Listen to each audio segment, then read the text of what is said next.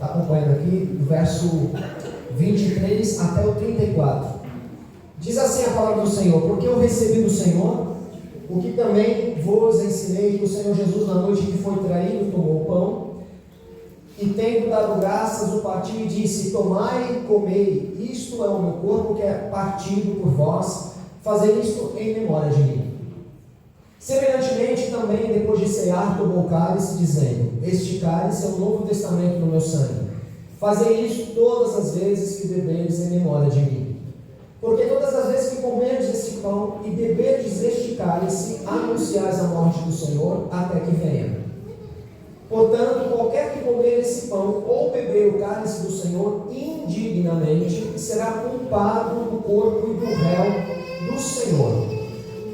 Examine-se, pois, o homem a si mesmo, e assim coma ele deste pão e beba deste cálice. Porque o que come e bebe indignamente, come e bebe para a sua própria condenação, não discernindo o corpo de Cristo. Por causa disso, há entre vós muitos fracos e doentes, e muitos que dormem. Porque se nós julgássemos a nós mesmos, não seríamos julgados. Mas, quando somos julgados, somos repreendidos pelo Senhor para não sermos condenados com o mundo. Portanto, meus irmãos, quando vos ajuntais para comer, esperai uns aos outros. Mas se algum tiver fome, coma em casa, para que não vos ajunteis para juízo. Quanto às demais coisas, ordenando-leis quando for. Paulo ele fala sobre a ceia, e a mesma ceia que Jesus fez com os discípulos, e ele fala que a igreja de Corinto se reunia não para melhor, mas para pior. E como é que nós podemos nos reunir para pior e não para melhor? Porque quando nós falamos da ceia, que é o sangue e o corpo, nós falamos de uma aliança com Deus e uma aliança um com os outros. Não dá para separar essas duas coisas. Eu sempre digo que uma pessoa que tem falta de relacionamento com Deus, que a aliança que ela tem com Deus está falha. Eu não tenho orado, eu não tenho buscado o Senhor, eu tenho feito do meu jeito e tal. Então com Deus eu estou assim, distanciado. Se eu quebro essa aliança com Deus, inevitavelmente vou quebrar a aliança com os irmãos. É uma coisa inevitável. Sabe por quê? Porque eu vou começar a exigir das pessoas à minha volta aquilo que só Deus pode dar. Já aconteceu com você de você precisar de um amigo e não ter? E você ficar com raiva da pessoa porque ela não conseguiu te atender na hora? É assim. Você fica com raiva porque a pessoa não te deu atenção, só que a pessoa está ocupada. E aí você fica com raiva da pessoa, quebra relacionamento, porque você começa a exigir de todo mundo aquilo que só Deus pode te dar. E aí você quebra, o casamento acaba, o relacionamento com os amigos acaba, tudo acaba. Quando eu quebro o relacionamento com o meu irmão, também eu quebro o relacionamento com Deus, inevitavelmente. Por quê? Porque a palavra fala que se você te trouxer a tua oferta ao Senhor, e souber que tem algo contra você, deixa a tua oferta, vá, se reconcilie e volta. Entrega a tua oferta. Porque Jesus, ele morreu naquela cruz para que nós pudéssemos ter comunhão. Uma das coisas que o diabo não consegue imitar, preste muita atenção nisso, o diabo consegue imitar a cura. Se você for assim, em lugares onde não confessa Jesus, aquele jogo de Deus, que no final se mostrou uma pessoa mentirosa, que estava falhando em muitas coisas, muitas pessoas falavam ali que ele tinha feito milagres. Eu curei, eu fui aqui curado. Então o diabo imita a cura, imita cobra, a vara se transforma em cobra, lembra do tempo de Moisés? O diabo imita essas coisas, imita milagres, profecias, ele imita tudo isso. Por isso que a palavra fala que precisamos discernir. O homem maduro, ele discerne todas as coisas, ele consegue saber o que é de Deus ou não. Mas uma coisa que o diabo não consegue, e nem consegue tentar, é amar, é amor. Quando você tem comunhão com os outros em amor, isso é uma obra estrita de Deus, isso é uma obra única de Deus. A igreja que está unida é uma obra do Espírito Santo nela. Uma igreja que se ama, que se perdoa, que se reconcilia, é uma igreja que está pronta, está o Espírito Santo está movendo dentro dela. Não é a igreja que faz os milagres ou as profecias que manifesta Deus. Às vezes a igreja nem tem tantos milagres, nem tantas profecias, mas se ela anda e se move em amor, Deus está aí. Em contrapartida, uma igreja que tem tudo isso, mas não se amam, as pessoas estão falando uma das outras, as pessoas estão brigadas umas com as outras, então estão se reunindo para pior.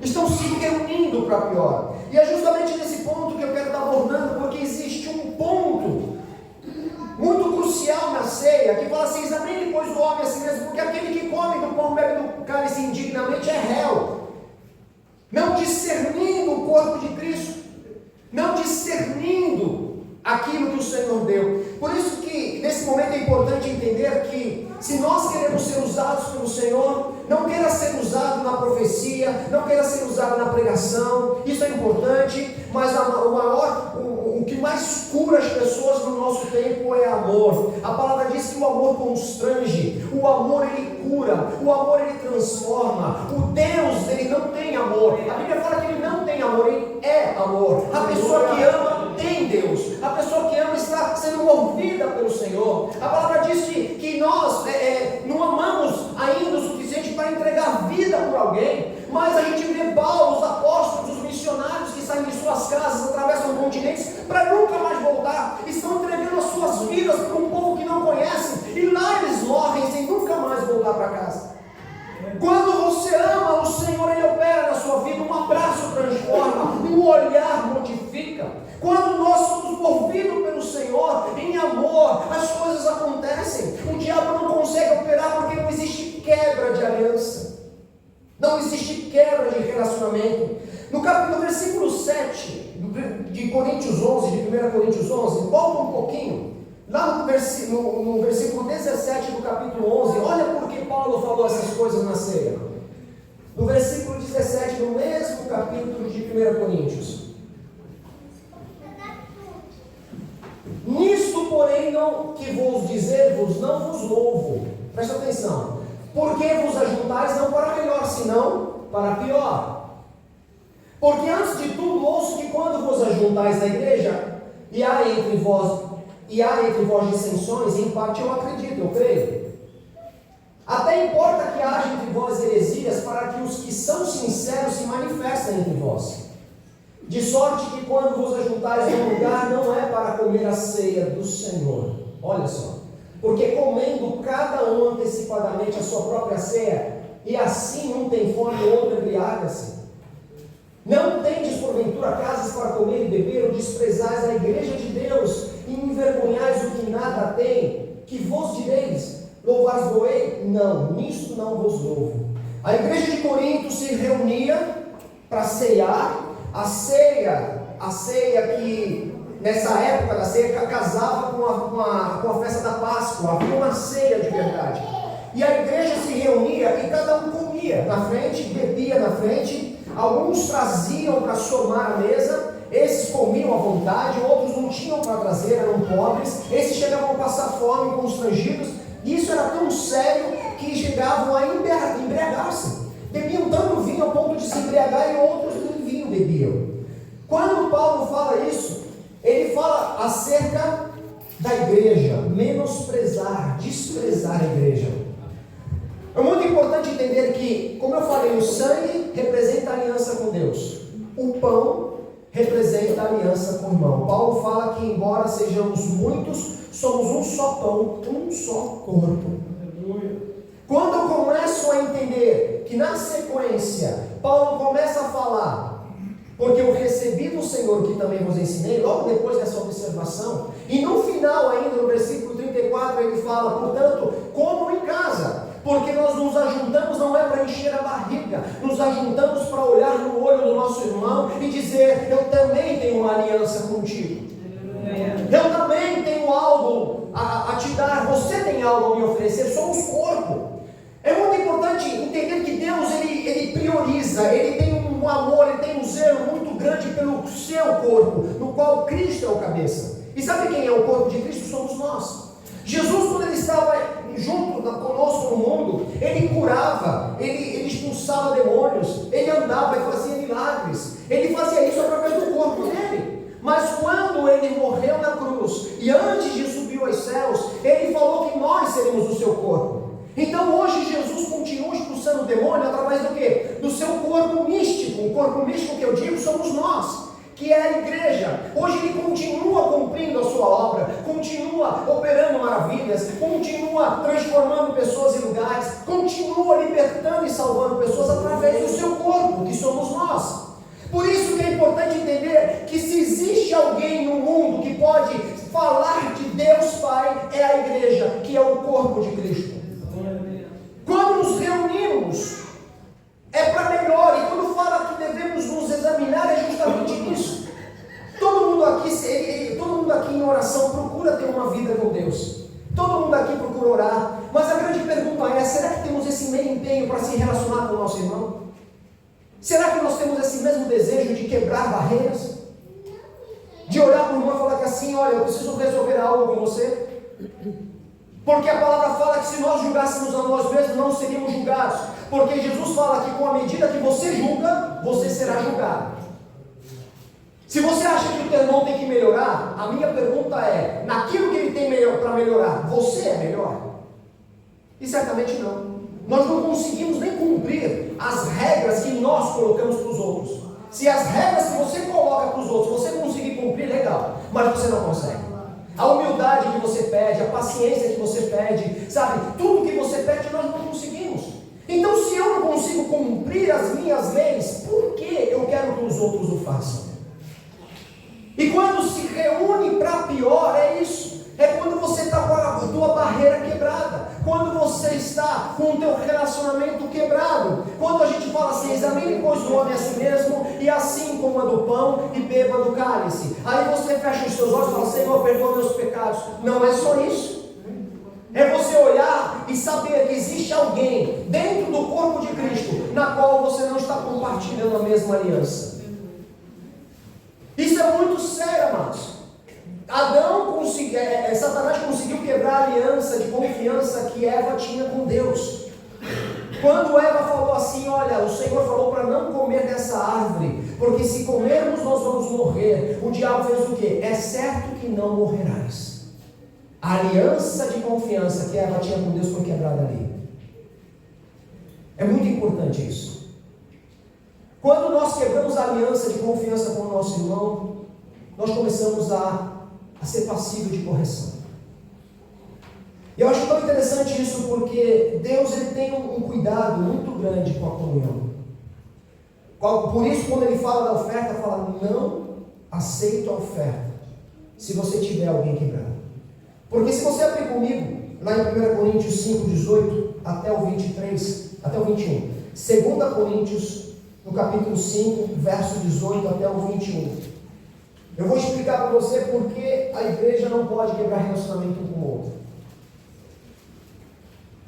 E tudo isso provém de Deus, que nos o quê? Reconciliou consigo mesmo por Jesus Cristo. Deus nos fez nos reconciliar com Ele. Éramos brigados com Deus, inimigos de Deus, afastados de Deus. Jesus nos reconciliou consigo mesmo através de Jesus.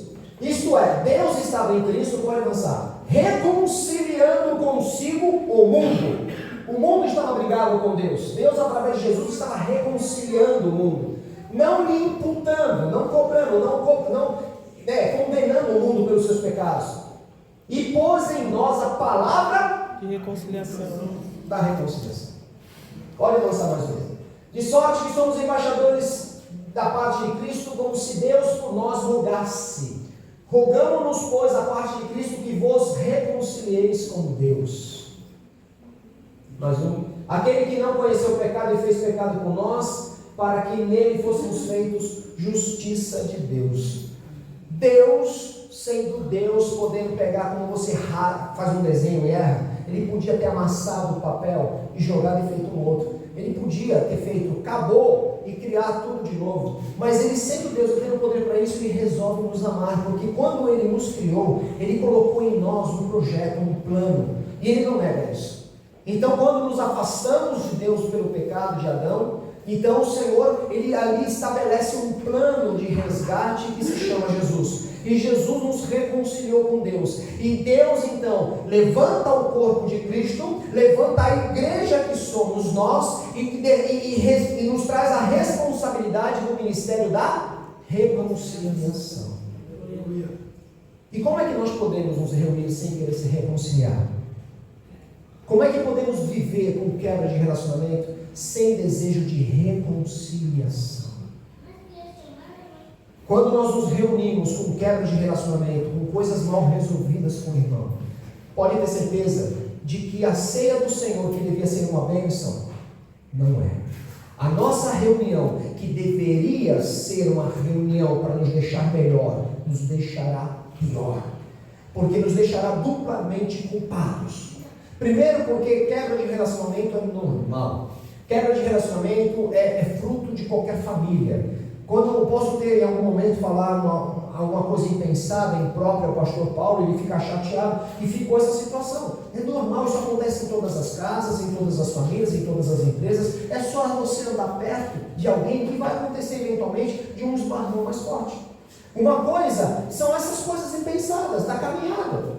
Outra coisa é eu não desejar estar bem com o meu irmão. Esse é um pecado. O pecado não é quebrar relacionamento, ficar chateado. Não, isso é normal, preste atenção, é normal. Tira da sua cabeça que a igreja é um lugar lindo, sabe, onde tem pétalas de rosas voando. Não, é verdade. Aqui está cheio de problemas, eu sou o primeiro. O que nos une é que estamos tentando melhorar e podemos nos ajudar nisso. E o Espírito Santo aí fazendo o que nós não podemos. Mas quando há quebra de relacionamento e eu não desejo me reconciliar, quando eu tenho da parte de Deus o ministério da reconciliação, como é que eu vou pregar o Evangelho ao mundo para se reconciliar com Deus se eu não sou capaz de me reconciliar com o meu irmão? Aí eu cometo outro pecado, o pecado da falsidade, o pecado que fez Ananias e Safira morrerem no púlpito. Quando trouxeram as ofertas, porque venderam uma propriedade, e eles vieram com a ponta, assim, com aquela situação, dizendo assim: olha, vou dar todo o dinheiro da minha propriedade que eu vendi como oferta. E não foi verdade. Não foi verdade. Eles estavam dando sua parte. A outra parte colocaram no bolso deles. E a palavra fala que eles morreram. Porque o apóstolo Pedro falou assim: mas por que vocês fizeram isso? Por que vocês fizeram isso? Porque a propriedade era de vocês. Não ficava com vocês. E vendendo, o dinheiro é de vocês. Qual é o problema? O problema é que quer viver uma vida de falsidade no meio do corpo. Quer mostrar que é generoso demais, quando não tem tanta generosidade. Esse é o pecado. E quando nós comemos do pão e tomamos do cálice, cientes de que eu tenho problemas com o irmão, aí nós complicamos e somos passíveis de julgamento. Porque é o pecado do problema em si e o pecado de não aceitar resolver o problema e fingir que não tem problema diante daquele que tudo vê. A igreja de Corinto era uma igreja que era passível de muitos elogios. Paulo, muitas coisas falou à igreja de Corinto. Mas quando ele falou sobre relacionamento, ele falou: nisso eu não vos louvo. Porque há problemas, discussões entre vocês. E ele até falou algo interessante, falou: em parte até acho que tem que ter mesmo. Alguém achando uma coisa fora da Bíblia. Por quê? Porque se todo mundo concordar com tudo, ninguém sabe quem é um maduro.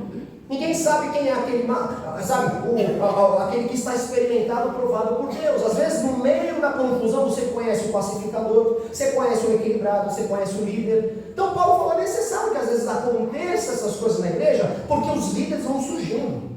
Aquele que é mais capaz, aquele que é mais espiritual, enfim. E todos vamos crescendo juntos.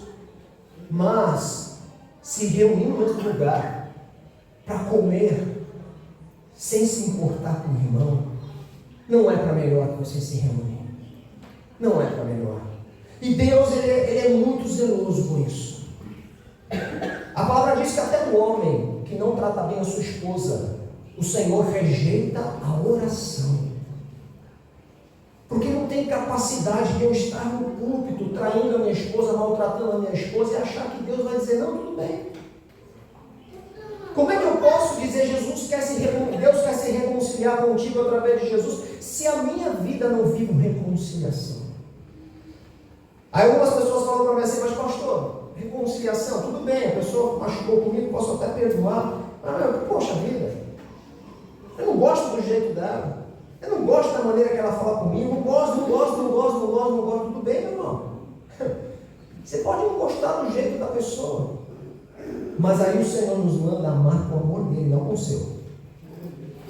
Você acha que pastor de igreja também não tem opiniões alheias? Tem opinião sobre a vida das pessoas? Tem uns que são mais fáceis de lidar, outros menos fáceis, mas a minha oração é que todos cresçam. Ou você acha que eu sou unânime? Todos me amam? Não, nem todo mundo me aceita. A questão não é o que eu acho, a questão é aonde eu estou inserido. Se eu faço parte do corpo, preste atenção, o meu braço levantou agora porque a minha cabeça, o meu cérebro deu ordem. Significa que a cabeça da igreja é Cristo. O meu dedo não tem vontade própria, a cabeça quem manda. Se você faz parte do corpo, querendo ou não, desejando ou não, amando ou não, você tem que cumprir o que a cabeça manda. Aleluia. E aí quando nos reunimos, comendo com entendimento, nós deixamos de ser réu do corpo. O que é ser réu? Réu é culpado. Quando eu pego no pão, bebo no cálice, e eu faço de uma maneira negligente, ainda que examinando, eu não quero me reconciliar, eu passo a ser culpado da morte de Jesus. Porque Jesus morreu para reconciliar. E eu, na minha atitude, cuspo aos pés da cruz, dizendo, não me importa isso. Por isso que nós precisamos valorizar o Evangelho, valorizar tamanho sacrifício, porque o Senhor nos reconciliou com Deus, e nos reconciliou consigo mesmo, até o mais vil assassino, até o mais sádico criminoso, a Bíblia fala que o Senhor morreu por ele, reconciliando o mundo com ele. Quando nós entendermos isso e começarmos com humildade, que é fruto do Espírito, reconciliarmos com o nosso irmão e dizer, Senhor, me ensina a lidar com o meu irmão, me ensina a entender o meu irmão, me ensina a lidar com essa situação, porque o problema não é o que o meu irmão fez, o problema é o que ele provocou em mim, o problema sou eu. As pessoas não podem colocar coisas em mim que eu não quero ter, eu tenho que ter domínio sobre os meus pensamentos, domínio sobre os meus sentimentos. Não é qualquer coisa que você faz que pode me afetar, não é porque você me afronta que eu tenho que me sentir afrontado, não é porque você me xinga que eu tenho que me sentir humilhado. Eu sei quem eu sou, eu estou bem resolvido diante de Deus. Por mais que eu me fira, eu vou aos pés da cruz, entrego a minha vida ao Senhor, entrego meus sentimentos, oro por aquele que me fez mal, e a paz de Deus vem sobre a minha vida a ponto de amá-lo, a ponto de dar a minha roupa se necessário. Igreja não é simplesmente um endereço, a ceia não é apenas o primeiro domingo do mês, é um momento onde a gente entende que precisamos nos examinar e começar a olhar para dentro de nós como igreja, se nós estamos realmente reconciliados no comando. Em Mateus, no capítulo 25, abra lá. Mateus, capítulo 25, que fala sobre o grande julgamento das nações, que o Senhor Jesus fala que todos estaremos diante do seu tribunal. Já te falo já. 25, a partir do verso 31.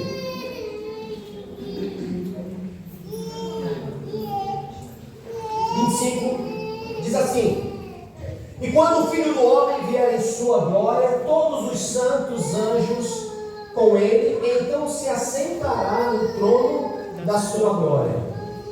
E todas as nações serão reunidas diante dele, e apartará, separará um dos outros, como o pastor aparta dos bodes as ovelhas. E porá as ovelhas à sua direita, mas os bodes à sua esquerda. Então dirá o rei aos que estiverem à direita: vinde benditos do meu Pai, possuí por herança o reino que vos está preparado desde a fundação do mundo.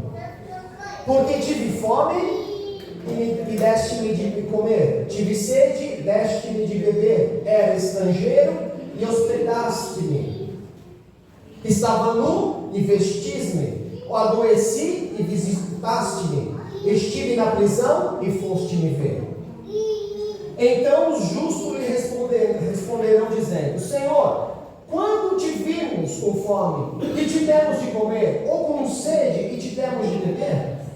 E quando te vimos estrangeiros e te hospedamos, ou nu e te vestimos? E quando te vimos enfermo ou na prisão e fomos ver-te?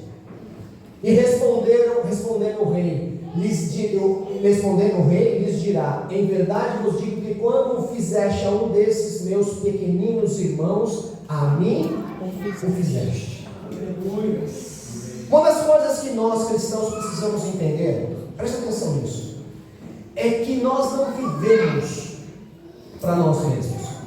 E o Senhor nos ensina que nós precisamos viver completamente para Ele. Quando a Bíblia fala, Jesus falando, vocês me deram de comer, quando?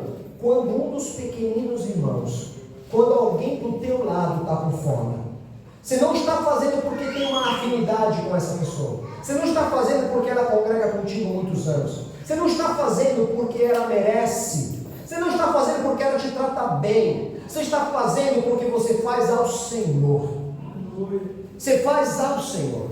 Quando nós entendemos isso, a nossa recompensa virá dos céus, porque a nossa irmandade, o nosso cristianismo é seletivo. Você ajuda até a pessoa agradecer. Se ela for ingrata, você para de ajudar. Você ora até a pessoa ser legal contigo. Se ela não for legal contigo, você para de orar. Você deleta, você rasga. E a melhor maneira de nós nos transformarmos em um assassino, sem nunca ter tirado a vida de alguém, é você tirar a pessoa do teu coração.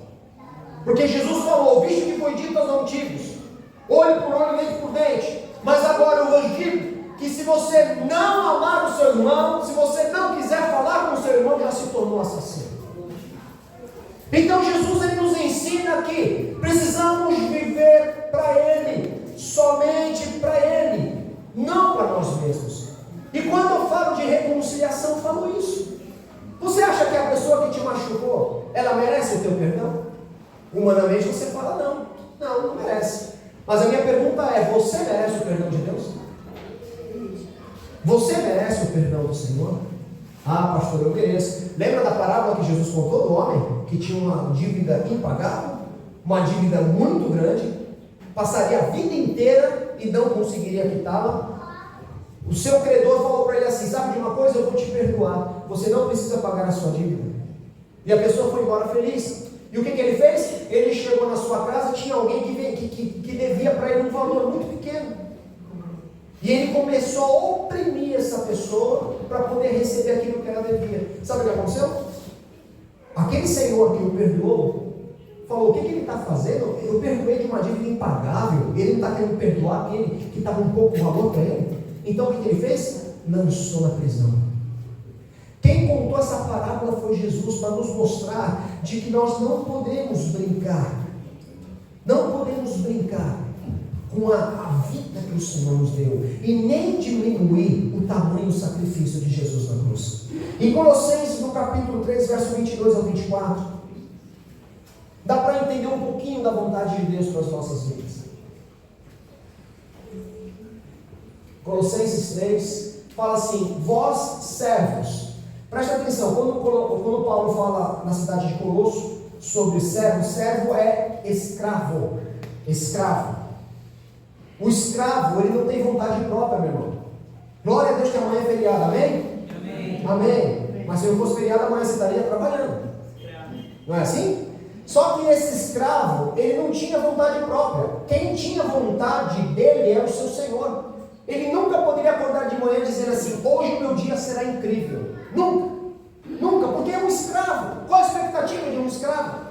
Qual é o desejo, a motivação de um escravo trabalhar de forma honesta, dedicada? Será que um escravo é dedicado no trabalho? Que motivação ele tem? Vou produzir hoje bastante. Qual é a vontade que ele tem? Não tem. Mas Paulo, falando aos escravos, olha o que ele diz: obedecei em tudo os vossos senhores, segundo a carne, que são os homens humanos, não servindo só na aparência, como para agradar aos homens, mas em simplicidade de coração, temendo a Deus. E tudo quanto fizerdes, fazei-o de todo o coração, como ao Senhor e não aos homens, sabendo que recebereis do Senhor o galardão da herança, porque a Cristo o Senhor é quem seduz. Se um escravo tinha que ter motivação de fazer o melhor, não só quando estivesse sendo visto, mas quando ninguém estivesse vendo, ele sendo um homem fiel, ele receberia do Senhor o seu galardão. Se um escravo foi orientado a isso, e nós que somos livres, como é que nós podemos nos reunir para pior? Como é que nós podemos diminuir tanto o sacrifício de Jesus em nossas vidas? Como é que nós podemos fazer aquele sangue tão precioso ser um sangue tão pequeno para nós? Por isso que eu quero que você entenda essa noite, meus irmãos, que quando você não quer se reconciliar, e pelo contrário, nós começamos a expor, porque sabe por que muitas pessoas em nossa casa não querem vir à igreja? Quem tem situação assim? Que chama os irmãos da sua casa, seus parentes, para vir no culto e não quer vir? Levanta a mão. Amém. Mas a minha pergunta é: você fala bem ou mal da sua igreja? Se você falar mal da tua igreja, ninguém virá. Sabe por que muitos filhos de pastores não querem ser pastores e têm raiva da igreja? Porque os pais, sem pudor, falam tudo o que pensam e tudo o que acontece aos filhos dentro da igreja. Aí a gente tem um problema muito sério, que eu de verdade não entendo. Nós somos obrigados de estar aqui hoje? Você é obrigado de estar congregando nessa igreja? Mas se você falar mal dela, a pergunta é: por que está? Por que está? Ah, eu não gostei do culto. Vá para uma igreja que goste. Ah, mas eu não gostei da pregação, não gostei do louvor. Cara, tem igreja para todo jeito. Tem igreja com a parede preta, a parede branca, com uma banda completa só com órgão. Tem uns que dão glória a Deus forte, tem uns que ficam em silêncio. Sabe por que Deus fez as igrejas serem tão diferentes? Para você não dizer que não tinha do teu gosto. É verdade. Mas nós somos aqueles funcionários, vamos falar de uma empresa normal, que está na empresa, não quer fazer a empresa avançar e reclama dela. A pergunta é: por que não pede demissão? E vai para ser feliz, fazendo o que gosta. E aí ficam pessoas arrastando e sendo usadas pelo diabo para fazer a empresa quebrar. Eu aprendi uma coisa. Quem aqui tem emprego diz amém. Amém. Você fala bem ou mal do teu emprego? Amém. Eu vou te dizer uma coisa: eu tenho um emprego que te ajuda a pagar as contas. Abençoe a tua bênção. Se você amaldiçoar a tua bênção, você vai ter um salário atrasado. Essa empresa, aí você vai ter problema. Eu abençoo, o Senhor prospera, que a empresa cresça, que aumente o salário, que dê benefício. Senhor, eu estou aqui para fazer mudança. Se a igreja tem problema, do que você pode ajudar? Outro dia, aconteceu aqui assim, eu achei interessante, não aqui, mas uns tempos aí de experiência ministerial, tinha um papel no chão, alguém parou e falou assim: aqui ó, papel, tá vendo? Quem é que jogou o papel? Quem é que jogou? Começou a falar do papel. Os lixos com a igreja, sujando a igreja. Passou um irmãozinho, pegou o papel, colocou no bolso e falou: que papel você está falando? Que papel? O papel que também que você pegou, eu peguei, não peguei nada. Que papel você está falando? Qual é o problema? Qual é a reclamação? Resolva problemas, meu irmão. Resolva. Tem gente que fica olhando o problema assim, vai lá e pega, acabou, não importa quem. Eu fico pensando assim: você joga papel no shopping?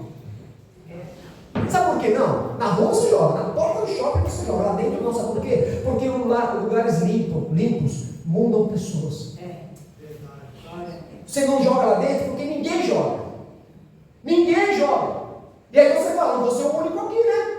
Aí você joga. Agora, quando você vê um papelzinho no meio da igreja, todo mundo quer ser sujo, não. Nós somos um corpo de Cristo. Nós somos lavados e remidos pelo sangue do Senhor. Nós somos limpos. Então não reclame do lugar, não reclame do irmão. É o lugar que o Senhor está arrumando a sua vida. Quando nós comemos este pão e bebemos desse cálice, é algo muito sério. E é motivo de alegria. Porque nisto, quando nós examinamos a nós mesmos, é que nós encaramos as nossas mazelas, encaramos os nossos problemas e falamos assim: eu não quero mais viver assim. Eu não quero mais sair por essa porta com problema. problema. Se o teu irmão não te perdoar, é problema dele. Mas no teu coração você vai abraçá-lo, vai amá-lo, vai para casa feliz, fazendo jus e valorizando o sangue do Cordeiro. E nisso se manifestam os maduros e os imaturos, os adultos e as crianças. Deixa eu te explicar uma coisa. Tem pessoas que falam assim: mas pastor, não posso falar nada então? Não posso falar nada para ninguém? Não posso falar nada da igreja? Pode. Você sabe o que está acontecendo, você sabe das coisas que estão acontecendo. Mas lembra daquela mulher sunamita? Uma mulher que o profeta passou na casa dela e ela foi tão caridosa fazendo uma casa para hospedar o profeta. E ele falou para o seu servo: nossa, essa mulher tão generosa construiu uma casa só, um quartinho para que nós passássemos aqui e ficássemos hospedados. O que nós podemos dar a ela como retribuição de tamanha generosidade? Ela tem tudo, é uma mulher rica, o marido é rico. Aí o servo dele falou assim: olha, ela não tem filhos. Ah, não tem filhos? Então vamos dar um filho a ela. E ele profetizou: daqui a um ano você vai estar com um filho no teu colo. A mulher ficou nervosa porque ela era estéril. Ficou nervosa porque mexeu em algo sensível a ela. Mas de fato a criança nasceu. A criança nasceu, ela glorificou o Senhor, mas depois de 9 anos a criança morre. 9 anos a criança morre. Sabe o que ela fez? Ela tinha um problema. Talvez dentro da igreja você tenha um problema. Mas ela colocou a criança na cama, a cobriu, saiu do quarto. Eu imagino que o seu marido tenha perguntado para ela se está tudo bem. Ela disse: está tudo bem. Começou a andar pela rua, que foi até onde o profeta estava. As pessoas na rua olhavam para ela e disseram: está tudo bem? Tudo bem. Tudo bem. E para todo mundo estava tudo bem. Chegou diante do profeta e falou assim: eu pedi um filho. Eu uma vez eu pedi um filho para ti? Não. E por que o Senhor me tirou? Se eu nunca pedi. O meu filho está lá agora, morto. Que estava doente e morreu. E o que eu faço agora? E o profeta foi lá e ressuscitou a criança. Sabe por que eu quero que você entenda? Que se você tiver um problema no corpo de Cristo, fala para quem resolve. Para o resto, está tudo bem. Está tudo bem. Porque não vou contar para quem? Vai ajudar, vai resolver, vai ressuscitar a criança? Não vai. Mas tem liderança. Tem a liderança. Fale a liderança, que a liderança é responsável pelo aquilo que ouve. Tem que ser responsável por aquilo que ouve. O que você fala ao líder, tem que calar e morrer o líder. Para que você tenha confiança valorizada. E para que a minha oração possa também fazer jus. Porque se você fala ao pastor e o pastor fala a todo mundo, quebra uma aliança. Mas a igreja precisa ser madura. Orar um pelos outros, suportar uns aos outros, entender de que a manifestação de Deus na igreja evangélica triunfante vai acontecer e Ele quer que aconteça, mas não de qualquer jeito, não de qualquer forma. A manifestação de Deus só acontecerá se aqui de fato for o corpo de Cristo. Porque aí sim o corpo move, o corpo cura. A Bíblia fala que o Senhor derramou dons sobre os homens, derramou dons nessa igreja de profeta, de mestre, de pastores, evangelistas. Nós temos dons da parte de Deus para que a gente possa edificar o corpo até que ele se torne maduro na estatura do varão perfeito, edificando o próprio crescimento, as juntas ligadas, e se automovendo. Então nós precisamos entender que o Senhor, Ele quer que entendamos que todos os meses que sentarmos para comermos este pão e bebermos o cálice, nós precisamos fazer um autoexame muito profundo e abraçar com sinceridade todo irmão que porventura no caminho tenha feito algo que me machucou, e eu vou agora me reconciliar, eu vou calar a boca de Satanás, não voltarei para casa com nenhuma lacuna, não serei mais um que chicoteou Jesus, eu não serei mais um que feriu o meu mestre, eu não serei réu do corpo, eu não serei réu do sacrifício. Como o Senhor derramou seu sangue para me reconciliar com Deus, eu vou fazer o mínimo de humildade e de humilhação para me reconciliar com Ele. O mínimo. E é por essa falta de entendimento que Paulo fala. Por isso que muitos da igreja estão doentes. E não poucos os que dormem. Achamos que doença é fruto de pecado. Em parte é. Em parte é uma vida sem regra. alimentação desregrada. Mas uma igreja doente é terrível.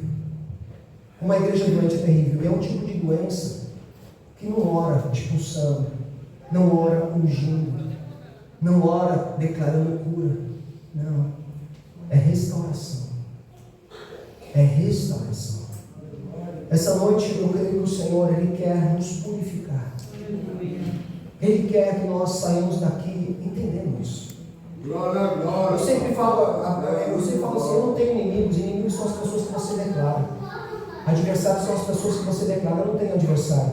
Eu não tenho inimigo. Eu oro. Eu me lembro que em Curitiba, quando estávamos em missões, eu me lembro que teve o Abdias, foi um jovem que entrou no meio da escola, e no meio da escola ele cometeu homicídio.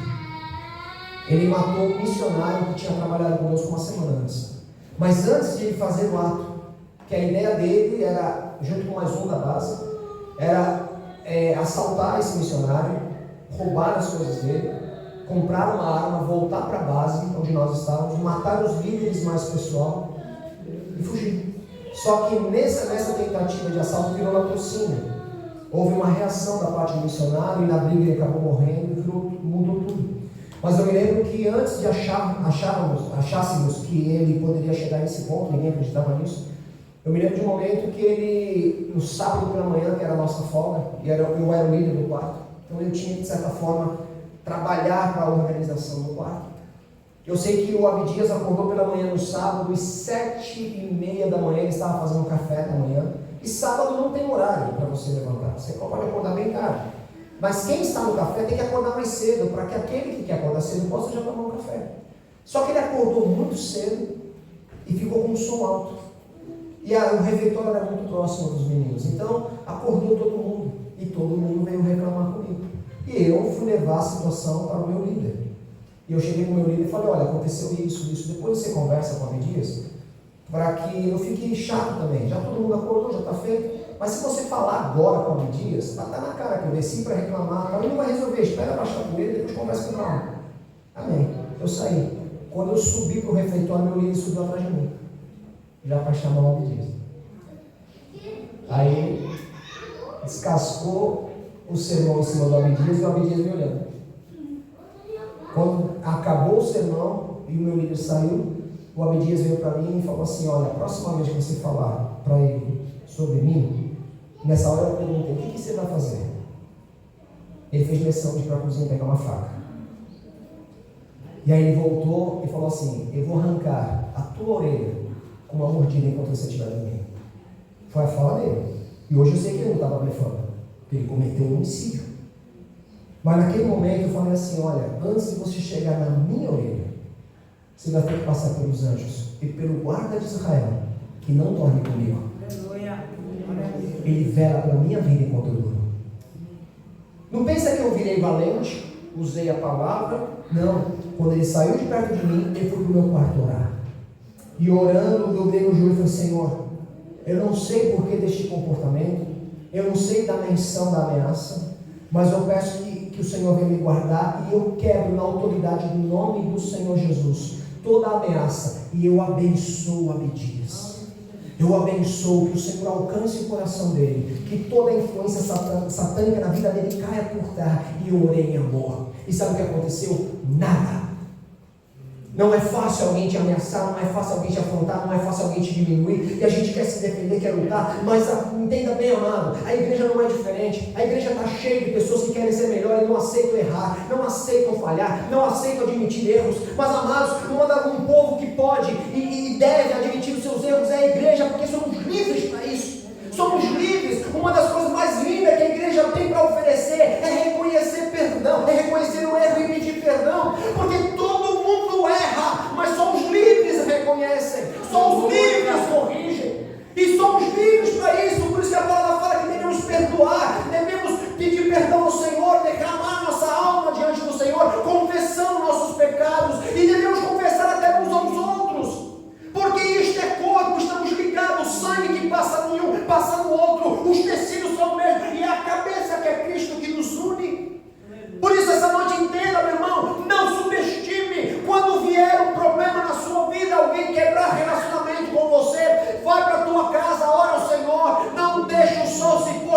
sua ira, acalma-te diante do Senhor, e mata em dia e ora para ir até o teu irmão, e com humildade no Espírito Santo de Deus, você vai fazer o teu irmão chorar, porque você não aceita e não quer quebrar relacionamento, e você fará isso todas as vezes que for necessário, como todas as vezes que erramos na mesma coisa, o Senhor nos perdoa. 70 vezes 7, se for o caso. Eu não sei se você fala mal do seu irmão, eu não sei se você julga o teu irmão, eu não sei se você tem quebra de relacionamento com o teu irmão, mas eu te aconselho a você não ser réu no corpo hoje. E eu não te digo isso para você não tomar a ceia. É muita covardia de nossa parte não tomar a ceia para não se reconciliar. O apelo do Senhor não é isso. O apelo é que você se reconcilie e sente a mesa. O apelo é que você assuma as suas fragilidades e debilidades e fraquezas diante do Senhor e sente a mesa, porque você faz parte do corpo. Jesus, ele tomou a ceia com 12 discípulos, embora tivesse um traidor, ele deu a ele. Ele deu a ele com sinceridade. Se houvesse a ausência de um, não seriam 12, seriam 11.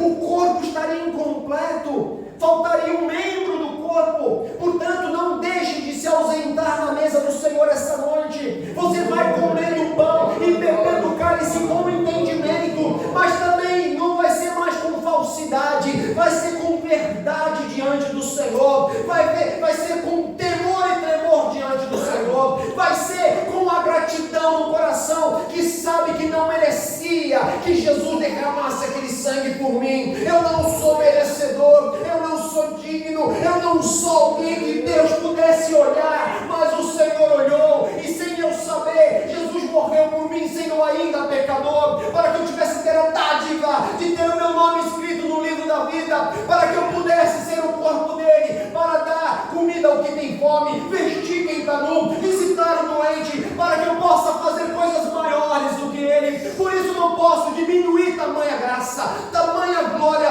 Eu não posso sentar à mesa dizendo, depois eu faço. O depois pode não acontecer. Ninguém pode ter a garantia de chegar em casa vivo esta noite. Ninguém pode dizer, amanhã farei isso ou aquilo. O dia que se chama hoje é o dia da salvação, é o dia da mudança, é o dia de dizer, eu quero, Senhor, eu quero ser um contigo, eu quero poder pagar o preço, sacrificar a minha vida pelo meu irmão. E talvez o irmão que esteja com um problema contigo, a irmã que tenha um problema contigo, talvez ela seja curada quando você abraçá-la, quando você, sem receber nada em troca, amar com o amor de Cristo. Se na sua casa você não fala com alguém, se no teu trabalho você não fala com alguém, eu te desafio, se você é uma pessoa lavada e remida pelo sangue do Cordeiro, que você saia cheia do Espírito Santo, de forma a amar os que te perseguem, a falar bem dos que te falam mal, a ter a tua boca como água doce e não uma água amarga, a ter a tua vida como luz e não como escuridão, que você não tenha nada com que se envergonhar, que seja obreiro aprovado, que anda de cabeça erguida, que ainda que fale, admite e corrige e paga o preço, como Zaqueu mesmo falou, se eu devo alguma coisa a alguém, vou pagar em dobro, porque há salvação na minha casa. Oh, que o Senhor coloque temor. O temor do Senhor é o princípio da sabedoria. E eu vejo que o Senhor antes de Ele fazer qualquer coisa no meio do povo, Ele nos chama ao arrependimento, Ele nos chama ao conserto. E quando o Senhor chama um povo ao conserto, quando o Senhor chama uma igreja ao conserto, quando o Senhor chama alguém ao conserto, é porque Ele já tem de hora para fazer o que Ele tem prometido. Sabe por quê? Para que o nosso coração não nos engane, para que o nosso coração não nos corrompa, para que a gente não se sinta aprovado com coisas reprováveis. Aí o Senhor fala, arruma teu altar, arruma tua vida, lava as tuas vestes, aconselho-te que de mim compre ouro refinado no fogo, e vestes para que você viva, para que você se vista.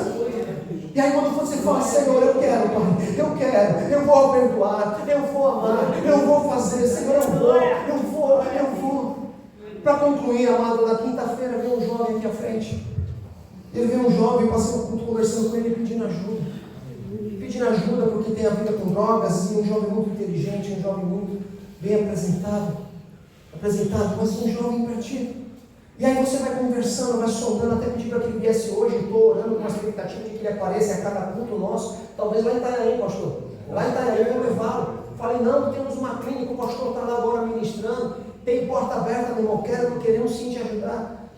Mas se você vai vasculhando, você vai pensando, você vai conversando, um jovem que tem problema com o pai. O pai o maltratou, o pai o feriu, o pai foi injusto com ele. Tem problema com o pai, a mãe também tem problema. E tem problema com Deus, tem problema com todo mundo. O que falta nesse jovem é reconciliação. Reconciliação com Deus em Jesus. Reconciliação com o pai. Reconciliação com a mãe. Porque a nossa doença e o nosso sono é fruto de falta de reconciliação. Que Deus nos perdoe essa noite pelas vezes que comemos o pão e bebemos o cálice. Obrigado, meu irmão. Obrigado, meu irmão. O Senhor não lembra dos pecados, nós lemos isso. Mas hoje, você sabe que não pode fazer. Pastor, eu não consigo. Ótimo que você não consegue. Porque ninguém consegue.